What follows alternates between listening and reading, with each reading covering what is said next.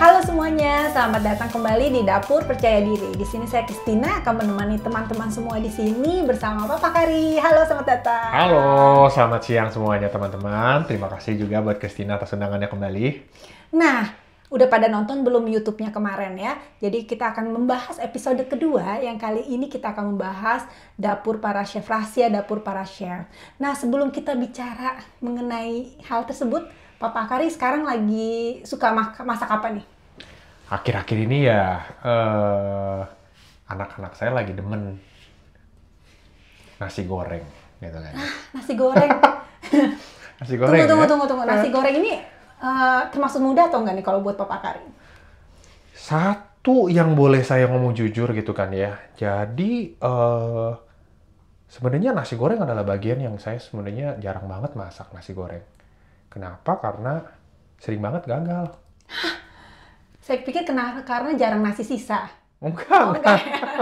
Soalnya gagalnya di mana nih gagalnya? Sering banget gagal gitu kan ya. Gagalnya itu ya kita kan pengennya kalau bikin nasi goreng itu nasi yang bener-bener butiran nasinya itu terpisah, pecah gitu ya. Kemudian aromanya itu dapet, rasanya manis. Terus ada gitu. bau gosong-gosongnya juga. Betul, gitu ya. that kind of smoky flavor kan ya.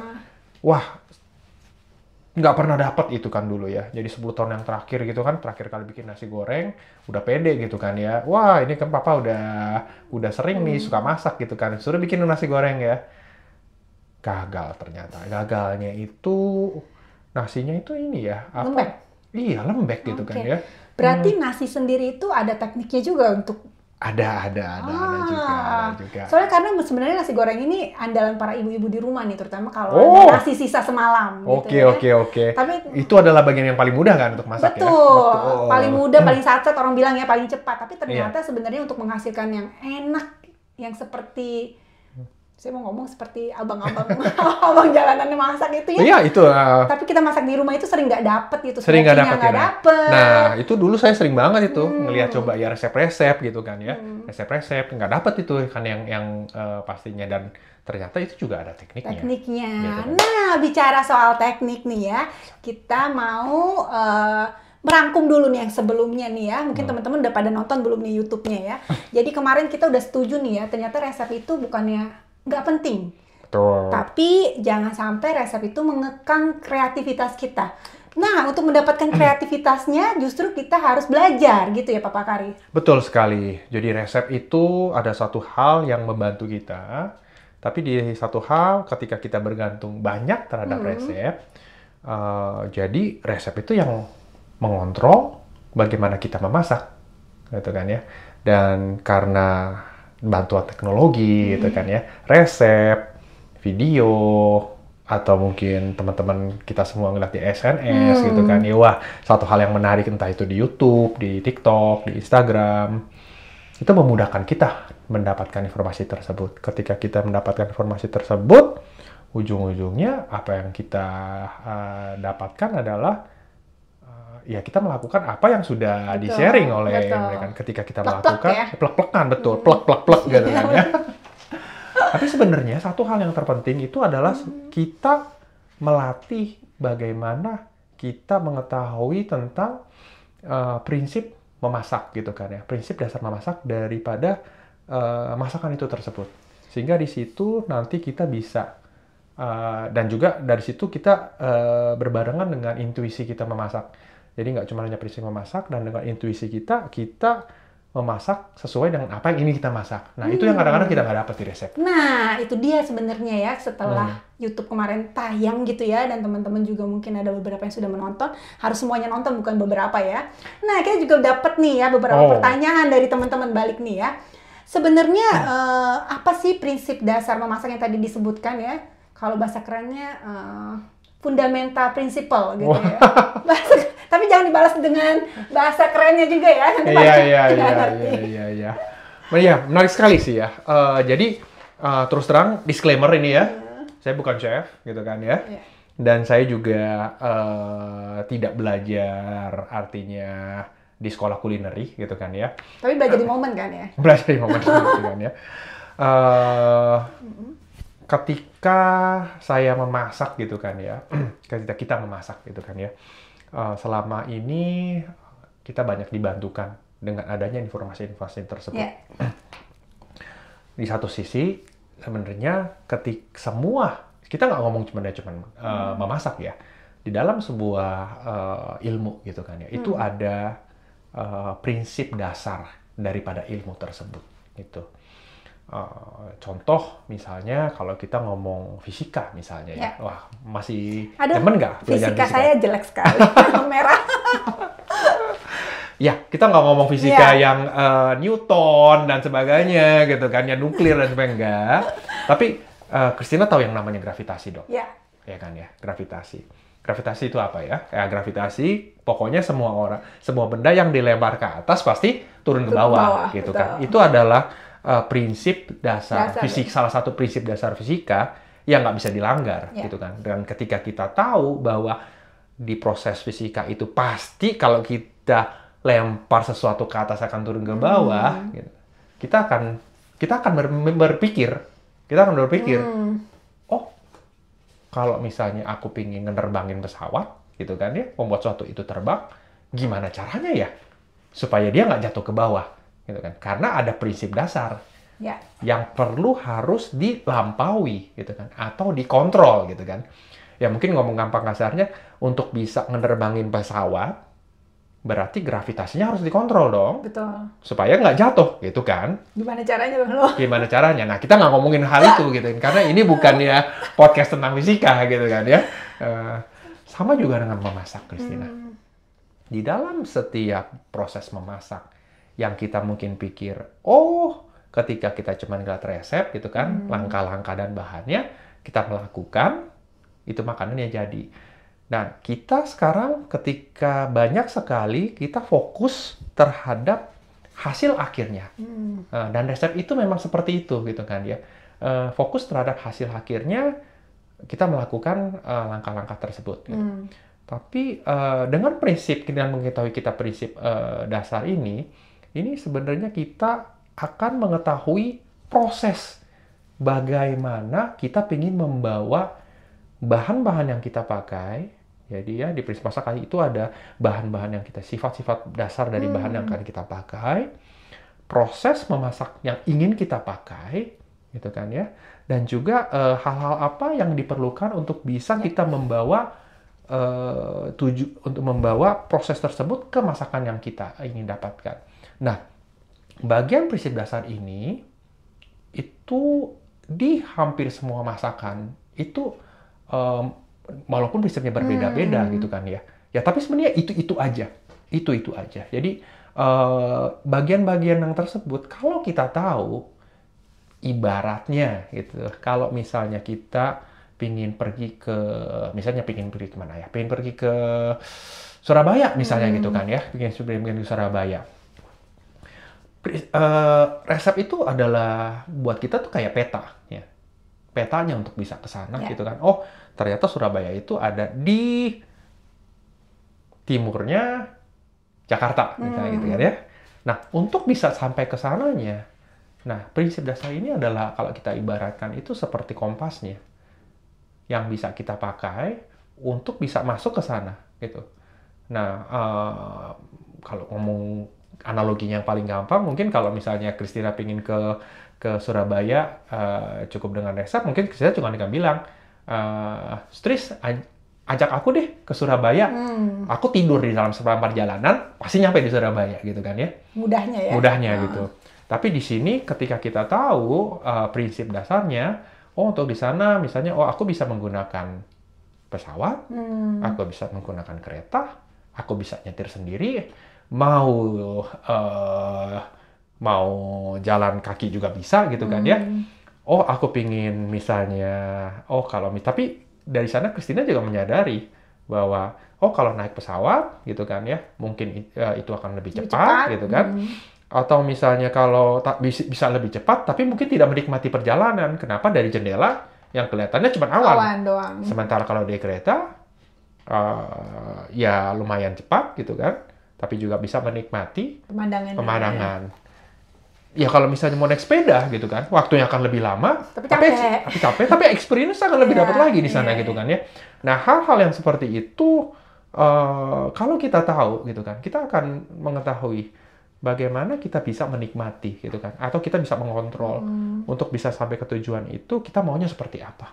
Nah, hal seperti itulah yang sangat dibutuhkan untuk kita bisa menjadi juru masak yang lebih baik di rumah kita. Nah, kalau misalnya dalam hal memasak nih ya, contohnya seperti apa tuh analoginya? Iya, misalnya contoh yang paling gampang ya, ketika tadi bikin nasi goreng gitu kan ya, bikin nasi goreng gitu kan ya. Ketika aku mengiris daripada bawang merah gitu kan ya, dan bawang putihnya juga itu, ketika aku menumis gitu kan ya, sebenarnya ketika proses kita menumis dari bawang merah dan bawang putih itu tidak cuma hanya kita menumis, tapi bagaimana kita bisa mendapatkan rasa manis gitu kan, harum, dan yang tadi pingin ngedapetin rasa smoky-nya juga kan, daripada bawangnya itu gitu kan ya. Nah, bagaimana bisa proses antara panas, kita mengontrol panas, dan bawang goreng ini gitu kan, terjadi reaksi kimia karamelisasi di sana. Bagaimana kita bisa mendapatkan poin yang tepatnya gitu kan ya, supaya rasanya itu bisa sesuai yang ingin kita dapatkan. Oh, karena selama ini kita taunya kita numis itu supaya ngilangin bau langunya dari bumbu-bumbu dapur itu. Ternyata ada lagi di balik itu ya? Betul. Jadi nggak cuma hanya untuk menghilangkan bau langunya aja gitu kan. Ternyata nggak cuma hanya seperti itu. Ada bagian-bagian yang sebenarnya kalau kita tahu, oh kenapa kita harus menumis misalnya ya, sebelum kita mencampurkan itunya ke tempat yang lain gitu kan. Kenapa harus di awal gitu kan ya. Nah, ternyata itu ada proses gitu di sana. Dan prosesnya itu berbagai macam. Kalau kita lihat dalam proses untuk ini ngomong yang sederhana gitu ya, kita bawang goreng yang bukan bawang goreng ya, bawang merah yang sedang digoreng gitu kan ya. Kita ingin menggorengnya untuk tujuan apa? Kalau misalnya kita ingin mendapatkan rasa manis gitu kan ya, kita akan menggorengnya itu perlahan untuk bisa memastikan rasa manisnya keluar supaya nggak cepat gosong duluan. Karena kalau apinya terlalu besar, ujung-ujungnya yang keluar rasa pahitnya dulu ya kan. Tapi kalau misalnya kita ingin memastikan juga untuk rasa flavornya gitu kan ya, flavornya atau wanginya gitu, aromanya itu bisa masuk pun, kita sebenarnya sedang menginfus daripada aroma dari bawang itu ke dalam minyak tersebut gitu. Karena minyak itu adalah salah satu penghantar yang baik untuk menghantarkan aroma, itu bisa bercampur ke seluruh bahan yang lainnya. Nah, ketika kita memahami seperti itu, kita akan bisa mengontrol berapa minyak, berapa banyak bahan, berapa banyaknya panas yang ingin kita dapatkan. Dan dengan mengontrol hal yang kelihatannya itu sangat sepele, gitu kan ya. Oh, pikirnya tadi, yang penting bawang merahnya jadi warna coklat gitu kan. Oh, kalau udah coklat, udah warna berarti udah selesai gitu kan. Ternyata tidak seperti itu gitu kan ya. Dan hasilnya ketika kita benar-benar memasak dan mengetahui prinsip dasar, dan nggak cuma hanya mengetahui prinsip dasar, dan kita mengontrol sebenarnya apa yang ingin kita inginkan, kembali lagi bukan di controller resep gitu ya. Nah, kita bisa memasak itu dengan jauh lebih percaya diri, lebih efisien juga, karena kita nggak perlu harus nyontek-nyontek resep terus gitu kan. Dan ujung-ujungnya masakan kita akan jadi lebih enak. Dan bisa diterapkan juga ke masakan-masakan lainnya ya. Betul sekali, Christina. Nah, ketika kita bilang tadi bawang merah gitu kan ya, ketika kita masak untuk misalnya membuat nasi goreng misalnya ya, proses prinsip dasar itu pun sama ketika kita ingin membuat aglio olio, misalnya aglio olio pasta gitu ya, di mana sama juga prinsipnya. Ketika kita ingin memastikan bawang putih yang kita iris itu bener-bener, namanya aglio olio gitu kan, jadi bener-bener pengen ngedapetin rasa flavor daripada bawang putihnya. Nah, itu gimana caranya gitu kan ya. Nah, ternyata proses yang aku pelajari gitu kan, atau yang aku dapatkan prinsip dasar memasak nasi goreng ini yang bawang merah ini, itu bisa dipraktikkan juga ke tempat lain. Dan juga halnya sama ketika kita memasak-masak hal yang lain juga. Oh, ternyata untuk bisa mentransfer aroma dari bumbu lain ke tempat yang lain, salah satu faktor yang paling mudah untuk mentransfer itu adalah minyak dibandingkan daripada kita mentransfernya itu melalui air. Kadang-kadang mungkin kita nggak kebayang ya, kalau kita misalnya ngebuat, aku nggak tahu ya, kalau di Indonesia apa ya, soto mungkin kali ya. Jadi kadang-kadang kita ada berbagai masakan Indonesia yang kita tumis dulu baru habis itu dimasukin ke dalam sop gitu ya. Iya, betul. Pernah nggak kepikiran, kenapa harus ditumis dulu masukin sop ya? Padahal kenapa repot-repot seperti itu? Kenapa nggak langsung cemplungin aja? Kenapa nggak langsung cemplungin aja gitu kan ya? Kenapa? Karena ya simple itu tadi. Ada prinsip dasar yang aroma-aroma kimia gitu yang basic aroma-aroma itu basically semua zat-zat kimia itu akan mudah dalam nanti larut di dalam minyak daripada larut di dalam air. Aroma larut di dalam minyak, sementara rasa itu lebih mudah larut di dalam air. Jadi kita bisa mengontrol yang mana ingin kita larutkan, aroma, apa kita ingin mengontrol untuk melarutkan rasa. Nah, itu akan bisa kontrol. Kita jadi tahu cara mainnya gitu ya. Cara mainnya daripada masakannya seperti itu. Dan ketika kita dibukakan tentang cara mainnya bahan-bahan, cara mainnya peralatan-peralatan masak yang kita pakai, cara mainnya cara masak yang kita aplikasikan, nanti kita coba ngomong misalnya cara masak pun itu ternyata banyak sekali gitu kan mas itunya. Itu akan mengubah perspektif kita bahwa seperti ini ya cara bermainnya.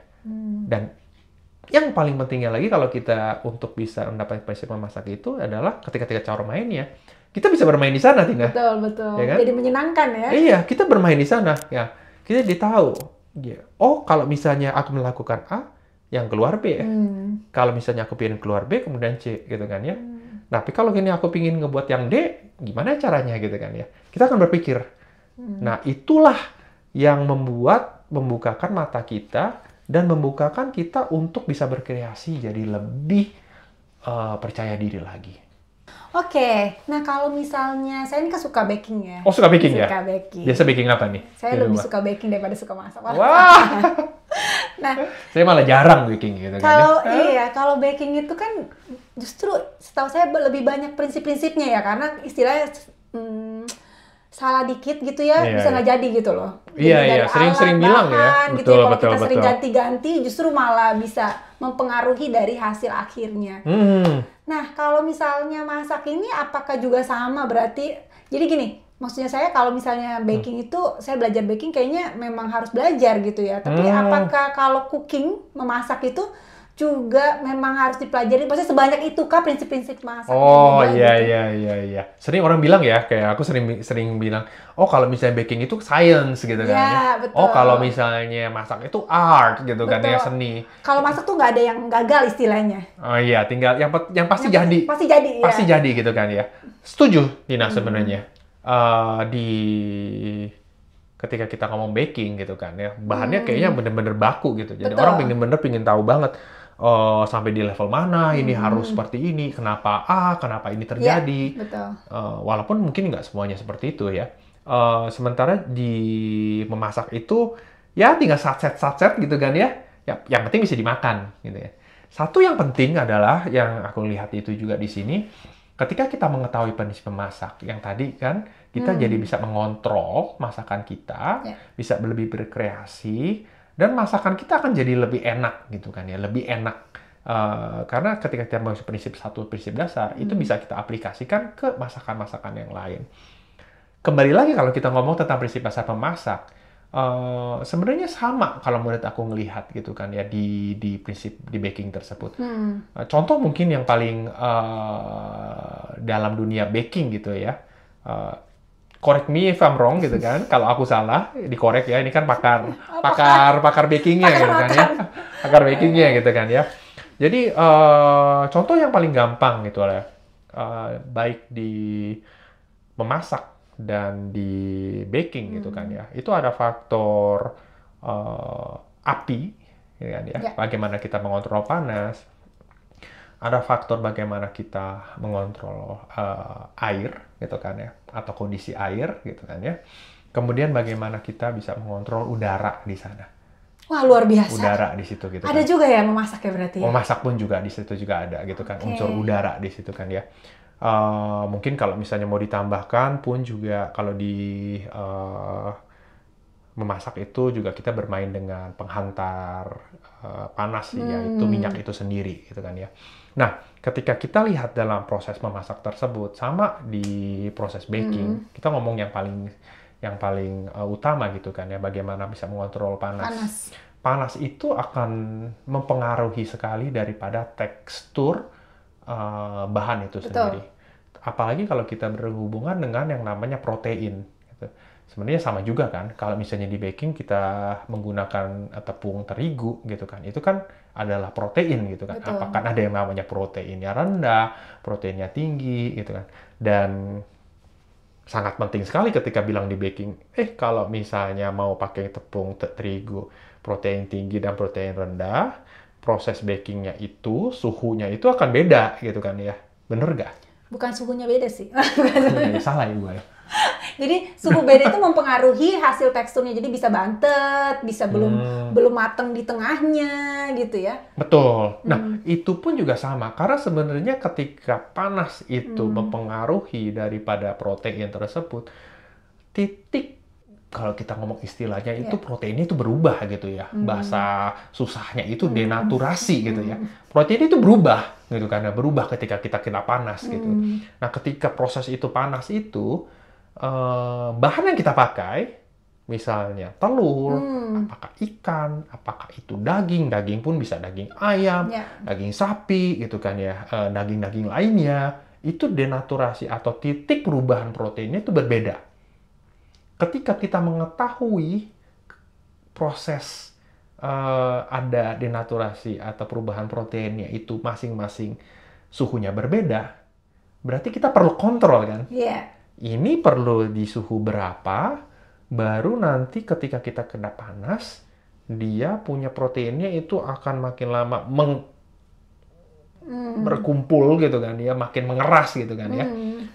Tapi kalau misalnya itu dalam satu sisi tertentu, nanti dia akan merenggang lagi gitu kan ya, atau berubah lagi menjadi zat yang lebih kompleks. Nah, itu di suhu berapa? Dan waktunya itu kita perlu mau cepat atau lambat, itu juga akan pengaruhi daripada hasil yang kita inginkan. Nah, proses itu biasanya gitu kan ya, banyak sekali dibahas ketika kita melakukan baking, tapi nggak terlalu banyak dibahas gitu kan, atau dikulik ketika kita melakukan memasak. Yang pada prinsipnya sebenarnya sama kalau aku bilang. Nah, tapi kan bedanya, ini dari aku ya, dari aku sendiri, Christina ya. Mungkin karena aku bukan baking ya. Kita kan nggak baking tiap hari ya. Kamu baking nggak sehari 3 kali? Enggak kan? Tapi masak iya ya? Sementara kita masak, itu masak 3 kali sehari. Harus masak ya? Harus masak, ya kan ya. Ya mungkin nggak harus sehari 3 kali ya, pagi, siang, malam. 1 kali masak. Tapi setiap kali seminggu. Seminggu berarti, ya kalau kita masak di rumah 7 kali. Sebulan 30 hari. Apakah dalam sebulan kita ada masak baking 30 kali? Enggak kan? Kecuali penjualan ya. Kecuali kita jualan gitu kan.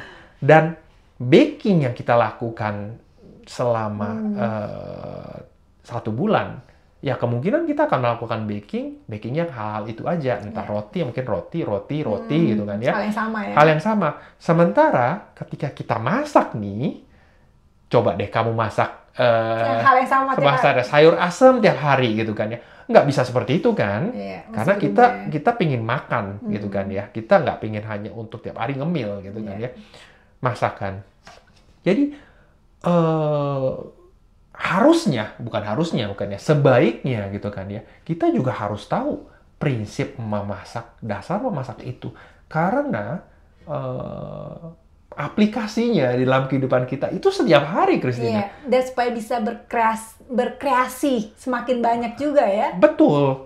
ketika masakan kita bisa berkreasi, kita bisa mengontrol, dan hasilnya luar biasa setiap hari kita masak di rumah, ini kita nggak ngomong ketika kita bilang luar biasa, kita kadang-kadang condong dengan, wah kita harus masak dengan masakan-masakan yang wow, gitu kan ya. Enggak sebenarnya. Masakan-masakan yang tadi di awal gitu kan, seperti nasi goreng gitu kan ya. Tempe goreng ya kan. Aku belajar balado, juga nasi goreng ketika kita mengetahui prinsip dasar dari nasi goreng itu sendiri, hal itu akan berubah sekali. Nasi goreng yang kelihatannya sangat sederhana itu bisa menjadi star atau bintangnya di hidangan kita di rumah. Dulu aku nggak percaya diri gitu memasak nasi goreng. Ternyata mungkin spill sedikit itu ya. Nasi goreng itu nggak cuma hanya sekadar sebenarnya cuman menggoreng nasi itu dengan minyak, dengan kecap. Betul, dengan kecap gitu kan ya. Sebenarnya itu adalah proses di mana kita mengangkat rasa daripada nasinya itu tersebut. Jadi di dalam butiran nasi itu ada kandungan air gitu kan ya, kandungan air. Nah, bagaimana kita bisa mengontrol sehingga kandungan air di dalam nasinya itu bisa keluar dengan maksimal dengan proses yang namanya itu menggoreng, bukannya kita mengukus gitu kan ya, atau mungkin ya kita menumis gitu kan ya, tapi ini menggoreng gitu kan ya, menggoreng dengan api panas, kita mengontrol sehingga ketika dalam nasi itu moisture-nya atau kelembapan airnya itu keluar dengan maksimal, kita bisa mendapatkan ternyata nasi yang kita makan biasa, gitu kan. Biasa kita makan tanak nasi gitu kan ya, dengan nasi goreng, itu rasanya beda sekali. Manisnya. Jadi kita benar-benar ngerasa, oh ini loh nasi goreng, bahkan dengan bumbu yang super sederhana, Tina. Cukup dengan garam aja. Nggak perlu pakai kecap misalnya gitu kan. Pernah nggak bikin nasi goreng tanpa kecap manis? Ada nasi goreng Hongkong gitu. Nasi goreng Hongkong kan ya? Pakai kecap asin tapi sama aja. Nggak pakai kecap asin, nggak butuh. Cukup dengan garam aja. Sebenarnya kecap asinnya itu cuma untuk bagian pemanis di terakhir. Itu rasanya luar biasa enak gitu kan ya. Kenapa? Karena kita tahu prinsip dasar bagaimana kita bisa mengontrol kelembapan dari nasinya, di dalam nasinya tersebut. Itu contoh hal yang sederhana. Ketika kita mengetahui hal tersebut, kita bisa mempraktikkan itu juga ke masakan-masakan lainnya. Dan itu adalah masakan yang kita masak mostly, mungkin kebanyakan gitu ya, seminggu sekali gitu kan. Karena kalau kita bisa masak enak seminggu sekali, setiap hari itu di rumah, wah kebayang dong. Apalagi kalau misalnya anak-anak suka ya, minta lagi Betul. Lagi ya. Dan lebih nginit kan? Nggak perlu harus bentar-bentar mesen Gojek gitu kan ya. Cuma mau dapet rasa smoky-nya. Iya gitu kan ya. Atau makan di luar ujung-ujungnya kan ya. Nggak perlu gitu.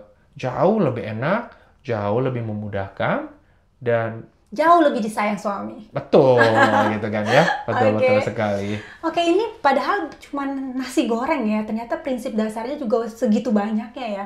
Betul. Dan tadi dijelaskan baru dari prinsipnya secara api doang juga, dari suhunya ya. Betul. Itu yang menyebabkan daging bisa terasa alot, atau untuk masak steak mesti panas biar moistnya dapat di dalam. Itu juga semua ada prinsipnya ya. Betul. Jadi di dalam setiap masak itu ada beberapa prinsip yang melalui cara kalau kita memasak dan kita tahu prinsipnya gitu kan ya, kita bisa mempelajarinya. Cuma, nah ini cuma gitu kan ya. Untuk bisa mempelajarinya itu kita nggak bisa, bukannya nggak bisa ya, agak susah juga kalau misalnya kita cuma ingin mengandalkan textbook. Ini textbook salah satu prinsip dasar gitu kan dalam bahasa Jepang gitu kan ya. Bisa kita ajar sendiri gitu kan. Tapi prinsip dasar hanya kita sebagai knowledge gitu kan, sebagai pengetahuan yang cuma aja di kepala, sama prinsip dasar yang ujung-ujungnya mendarah daging ke itu ada satu proses. Kita perlu proses untuk bisa membuat pengetahuan itu jadi skill, gitu kan. Jadi nggak cuma hanya di kepala aja nih, gitu kan.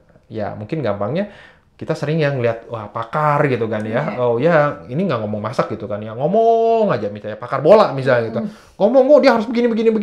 Tapi disuruh main bola, nggak bisa. Kenapa? Karena dia tidak bermain bola setiap hari.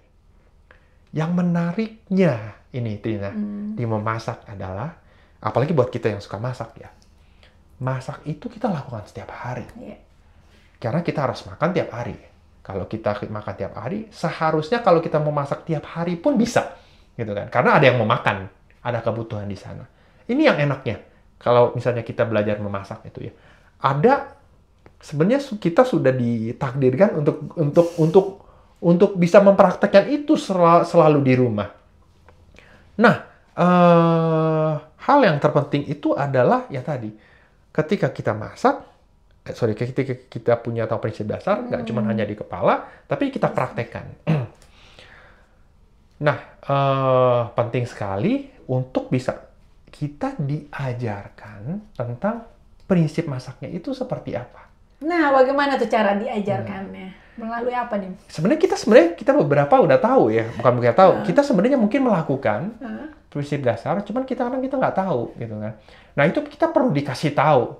Oh, ternyata bagian prinsip dasar yang Christina belum tahu dari tadi, mungkin contohnya masak nasi goreng, itu adalah tentang bagaimana misalnya mentransfer aroma daripada bumbu-bumbu ke dalam nasi goreng, ke dalam masakannya gitu kan. Nah, ternyata itu bagian yang aku kurang. Atau mungkin tadi seperti contohnya aku adalah bagian proses prinsip memasak ketika aku belum bisa mengontrol supaya kelembapan dalam nasi itu bisa kita memaksimalkannya untuk bisa keluar sehingga nasi bahannya itu bisa lebih bersinar gitu kan ya. Nah, hal tersebut perlu ada yang melihat kita punya proses memasak. Dari sana ada yang melihat, kemudian memberikan kita masukan, dan nggak cuma saja itu, Christina. Dan kita pun harus melatihnya, mempraktekannya untuk memastikan bahwa pemahaman kita terhadap prinsip dasar itu nggak cuma hanya ada di kepala, tapi kita di memasak dan kita lakukan. Ketika kita melakukan, perlu dicek lagi. Apakah sudah benar atau tidak? Dan ketika kita dicek lagi, kita baru paham juga, ternyata pemahaman saya masih baru segini.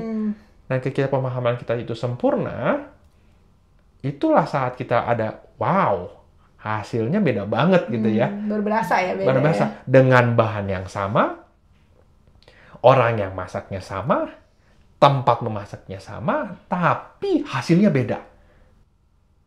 Bukan hanya mengandalkan resep, tapi pemahaman yang benar terhadap prinsip memasak dan bagaimana skill yang memasak itu ya? Bisa ada yang kita latihkan sehari-hari. Itu menurut aku satu hal yang luar biasa ya. Karena memasak itu adalah salah satu bagian life skill ya, atau kemampuan untuk bertahan hidup, betul. Ketika kita bisa, mungkin Christina juga pernah kita belajar naik sepeda ya, jatuh bangun gitu ya. Ketika kita udah bisa naik sepeda, wah, seumur hidup kita bisa naik sepeda gitu. Nah, untuk bisa mendapatkannya itu, kita butuh latihan, gitu kan. Nah, bagaimana bisa buat latihan yang tepat? Nggak cuman hanya belajar sendiri otodidak, gitu ya. Tentu bisa kalau misalnya kita mau juga, tapi ya mungkin butuh waktu yang lama atau tidak bisa mencapai ke sana. Dengan ada orang yang membantu kita untuk bisa mendapatkan prinsip dasar tersebut dan memastikan prinsip dasarnya itu bisa masuk ke dalam skill kita, itu akan menjadi bagian dari hidup kita, Christina. Sehingga kita nggak perlu tergantung lagi dengan yang namanya resep. Resep iya sebagai panduan, tapi kita bisa dengan percaya diri, seperti ini. Kira-kira, aku harus memakai bahan ini, langkah-langkahnya seperti ini. Ketika kita mempraktekkannya, ada bagian hal-hal kecil yang tidak dituliskan di resep, tapi itu penting, itu sudah kita ketahui. Jadi gimana dong sekarang ya, bagaimana momen bisa bantu kita semua? Betul ya. Bisa mendapatkan kreativitas dan prinsip dasar memasak itu. Iya. Itulah kenapa kita mengembangkan momen, karena bagian yang kita lihat ada hal yang penting di dalam kita belajar untuk prinsip memasak tersebut. Satu, perlu ada orang yang membantu untuk bisa mengakses di mana proses kita memasak. Ada umpan balik atau feedback yang baik dan benar, di mana kita perlu untuk perbaikan. Ya. Kemudian yang ketiga, kita perlu juga untuk mempraktikkan itu di kondisi di mana kita biasa sehari-hari memasak, yaitu di dapur kita sendiri. Karena kalau nggak seperti itu, nanti kita punya banyak excuse. Oh nggak, kayaknya ya ini kan dapur ini kan bahannya ini spesial gitu kan. Oh, aku kan nggak punya alat ini. Ya. Itu nggak efektif ujung-ujungnya. Dan itu yang sering aku dapatkan juga, gitu kan ya, ketika kita belajar di kelas-kelas memasak gitu. Nah, untuk bisa seperti itu kita kembangkan momen, gitu kan, momen. Mungkin lebih detailnya akan aku akan sharing lebih detail, tapi momen itu mencakup itu semua. Ada proses di mana momen itu akan membantu yang belajar itu untuk diakses proses memasaknya di dapur. Kemudian dari cara dia memasaknya akan diberitahu bagian prinsip mana yang belum didapatkan, dan nggak cuma hanya dikasih tahu prinsip mana yang didapatkan, dikasih tahu juga mengapa itu penting, gitu kan. Dan bagaimana bisa mempraktekkan itu di masakan lain. Di masakan nggak yang sekarang dulu gitu kan ya, untuk bisa mendapatkan hasil yang maksimal. Kemudian nanti kamu coba.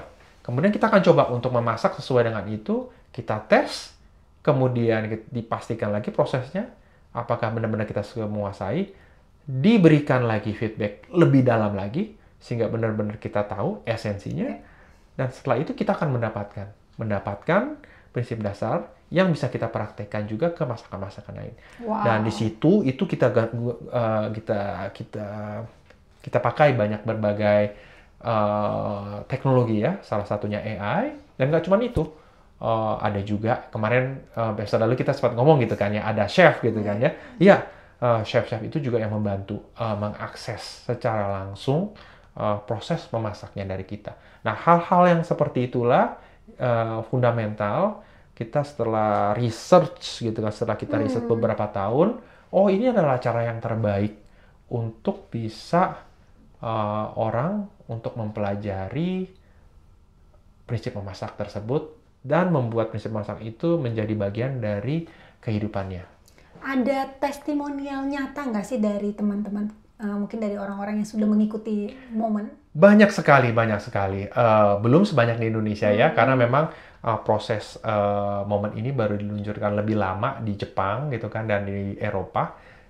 Kita ada di Inggris, di Prancis, di Italia, dan juga di Jepang. Di Indonesia juga ada, beberapa pun juga ada. Salah satu yang aku dapatkan prosesnya itu adalah, mereka sangat sukacita gitu kan ya. Simply karena ini suatu hal yang baru ya, terbukakan gitu kan ya, bahwa ternyata rahasia memasak di dapur itu supaya bisa jadi enak bukan hanya bergantung terhadap resep, tapi tentang pengetahuan itu sendiri. Dan untuk bisa mendapatkannya itu ternyata nggak susah ya, nggak perlu harus jauh-jauh ke tempat les gitu kan, sekolah masak gitu ya. Nggak perlu harus cari waktunya chef juga. Cari waktunya chefnya itu kapan? Belum cari waktunya kita bisanya kapan? Nggak perlu bayar chef dengan harga yang mahal banget gitu kan. Dan juga bisa masak sesuai dengan kondisi dapur kita sendiri. Nah, itu yang kita kembangkan, testimonialnya sangat luar biasa. Mungkin nanti kapan-kapan kita ajak salah satu pengguna momen kita di Indonesia ya, untuk jadi guest gitu ya, untuk sharing gitu tentang bagaimana proses memasaknya itu bisa berkembang gitu di sini ya. Dan ya daripada saya bercuap-cuap tentang testimonial ya, nanti kita langsung bawa aja nanti. Betul, nanti kita langsung bawa aja ya, mungkin di episode beberapa mungkin datang ya, betul. Nah, ini bikin penasaran nih ya, sebenarnya cara kerja momen itu seperti apa? Nah, kita pengen bahas itu di next episode tentunya. Nah, untuk tahu yang sekarang penasaran momen itu seperti apa, gimana caranya nih? Kalau teman-teman tertarik gitu kan, di YouTube ini deskripsinya di bawahnya itu ada tulisan. Kalau di deskripsi teman-teman bisa ke go.cookpad.cc/moment. Di sana teman-teman bisa ngisi angket. Dari angket di sana ada gambaran tentang tipe memasak Anda seperti apa, kemudian bagaimana nanti momen bisa membantu. Di sana teman bisa mendapatkan gambaran lebih jauh tentang momen. Kalau teman-teman masih ingin lebih tahu lagi, di next episode saya akan coba bawa membukakan ya. Akan saya bawa gitu kan ya, bagaimana cara proses bekerjanya dari sana. Maksud alatnya ya, biar teman-teman juga kebayang ini seperti apa sih gitu ya. Oh ya. iya. Alatnya juga nggak segede gaban gitu kan ya. Soalnya ini terbaru gitu, di Indonesia belum ada soalnya. Jadi pasti pada penasaran nih, dari tadi ngomongnya ini ada. Kita ngomongin apa ya? Gitu ya? Ada pendamping, ada AI, terus ada bisa kasih feedback. Itu seperti apa? Terus kita harus ngelatihnya bagaimana gitu ya, gimana caranya, gimana cara dia ngelihatnya sementara tidak ada. Terus di dapur kita sendiri pula belajarnya itu gimana caranya. Ya, next kita akan coba bahas lebih dalam lagi ya tentang bagaimana momen itu bekerja. Wah, seru banget. Jangan lupa teman-teman untuk terus pantengin kita di episode ketiga. Kita akan bahas seputar tentang momen, alat-alatnya, dan lain-lain. Oke, terima kasih Bapak Akari. Terima kasih Christina. Saya Christina dan Bapak Akari undur diri. Sampai jumpa di Dapur Percaya Diri berikutnya. Makasih. Bye.